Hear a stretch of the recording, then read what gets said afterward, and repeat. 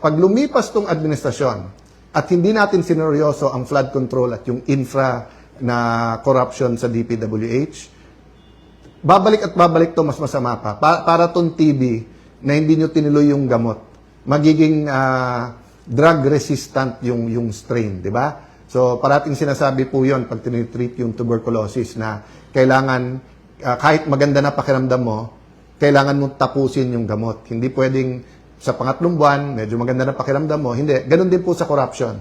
Minsan lang tayo malingat dyan, mabibinat tayo na mas malaki pa. Nangyari na eh. From Napoles to flood control, grabe po. Di ba? So, having said that, I just want to mention this.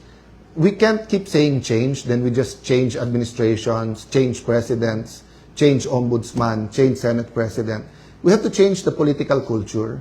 We have to change our values. We have to change the foundations of what we call governance and values sa governance. So, I'm inviting everyone, total marami na tayo sa page na to, kung may ideas po kayo, let's put together a Philippine agenda. I think yun po yung mali from EDSA 1 until present, na kapag ka gusto natin ng revolusyon, inaano natin tao, sama-sama na tayo, magkaisa tayo, sama-sama na tayo. Pero pagka napalitan na ng leader, kami leaders, kami na lang magde-decide. So I think if we want a real change, first, we have to ask God, Lord, anong masamang ginawa at anong ba? Number 2, we have to do it together. Pag lumipas tong administrasyon at hindi natin sineryoso ang flood control at yung infra na corruption sa DPWH, babalik to mas masama pa. Para tong TB na hindi nyo tinuloy yung gamot, magiging drug resistant yung strain, di ba? So parating sinasabi po yon pag tinitreat yung tuberculosis na kailangan, kahit maganda na pakiramdam mo, kailangan mong tapusin yung gamot. Hindi pwedeng sa pangatlong buwan, medyo maganda na pakiramdam mo. Hindi. Ganon din po sa corruption. Minsan lang tayo malingat dyan, mabibinat tayo na mas malaki pa. Nangyari na eh. From Napoles to flood control, grabe po, di ba? So, having said that, I just want to mention this.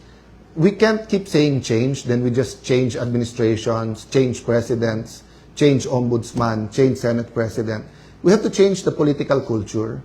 We have to change our values. We have to change the foundations of what we call governance and values sa governance. So, I'm inviting everyone, total marami na tayo sa page na to, kung may ideas po kayo, let's put together a Philippine agenda. I think yun po yung mali from EDSA 1 until present, na kapag ka gusto natin ng revolusyon, inaano natin tao, sama-sama na tayo, magkaisa tayo, sama-sama na tayo. Pero pagka napalitan na ng leader, kami leaders, kami na lang magde-decide. So I think if we want a real change, first, we have to ask God, Lord, anong masamang ginawa at anong ba? Number 2, we have to do it together. Pag lumipas tong administrasyon, at hindi natin sineryoso ang flood control at yung infra na corruption sa DPWH, babalik to mas masama pa. Para tong TB na hindi nyo tinuloy yung gamot, magiging drug resistant yung strain, di ba? So parating sinasabi po yon pag tinitreat yung tuberculosis na kailangan, kahit maganda na pakiramdam mo, kailangan mong tapusin yung gamot. Hindi pwedeng sa pangatlong buwan, medyo maganda na pakiramdam mo. Hindi. Ganon din po sa corruption. Minsan lang tayo malingat dyan, mabibinat tayo na mas malaki pa. Nangyari na eh. From Napoles to flood control, grabe po. Di ba? So, having said that, I just want to mention this. We can't keep saying change, then we just change administrations, change presidents, change ombudsman, change Senate president. We have to change the political culture. We have to change our values. We have to change the foundations of what we call governance and values sa governance. So, I'm inviting everyone, total marami na tayo sa page na to, kung may ideas po kayo, let's put together a Philippine agenda. I think yun po yung mali from EDSA 1 until present, na kapag ka gusto natin ng revolusyon, inaano natin tao, sama-sama na tayo, magkaisa tayo, sama-sama na tayo. Pero pagka napalitan na ng leader, kami leaders, kami na lang magde-decide. So I think if we want a real change, first, we have to ask God, Lord, anong masamang ginawa at anong ba? Number 2, we have to do it together. Pag lumipas tong administrasyon at hindi natin sineryoso ang flood control at yung infra na corruption sa DPWH, babalik to mas masama pa. Para tong TB na hindi nyo tinuloy yung gamot, magiging drug resistant yung strain, di ba? So parating sinasabi po yon pag tinitreat yung tuberculosis na kailangan, kahit maganda na pakiramdam mo, kailangan mong tapusin yung gamot. Hindi pwedeng sa pangatlong buwan, medyo maganda na pakiramdam mo. Hindi. Ganon din po sa corruption. Minsan lang tayo malingat dyan, mabibinat tayo na mas malaki pa. Nangyari na eh. From Napoles to flood control, grabe po, di ba? So, having said that, I just want to mention this. We can't keep saying change, then we just change administrations, change presidents, change ombudsman, change Senate president. We have to change the political culture. We have to change our values. We have to change the foundations of what we call governance and values sa governance. So, I'm inviting everyone, total marami na tayo sa page na to, kung may ideas po kayo, let's put together a Philippine agenda. I think yun po yung mali from EDSA 1 until present.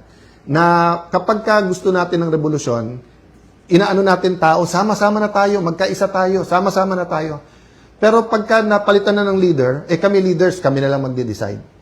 So I think if we want a real change, first, we have to ask God, Lord, anong masamang ginawa at anong ba? Number 2, we have to do it together. Pag lumipas tong administrasyon, at hindi natin sineryoso ang flood control at yung infra na corruption sa DPWH, babalik to mas masama pa. Para tong TB na hindi nyo tinuloy yung gamot, magiging drug resistant yung strain, di ba? So parating sinasabi po yon pag tinitreat yung tuberculosis na kailangan, kahit maganda na pakiramdam mo, kailangan mong tapusin yung gamot. Hindi pwedeng sa pangatlong buwan, medyo maganda na pakiramdam mo. Hindi. Ganon din po sa corruption. Minsan lang tayo malingat dyan, mabibinat tayo na mas malaki pa. Nangyari na eh. From Napoles to flood control, grabe po. Di ba? So, having said that, I just want to mention this. We can't keep saying change, then we just change administrations, change presidents, change ombudsman, change Senate president. We have to change the political culture. We have to change our values. We have to change the foundations of what we call governance and values sa governance.